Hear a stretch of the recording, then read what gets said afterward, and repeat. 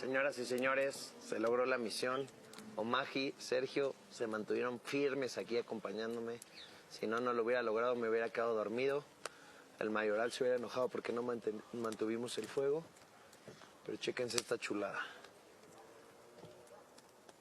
Así que misión cumplida. Los del 100%. Como al 10%, pero se logró. Descansa. Manolita anda en el quinto sueño.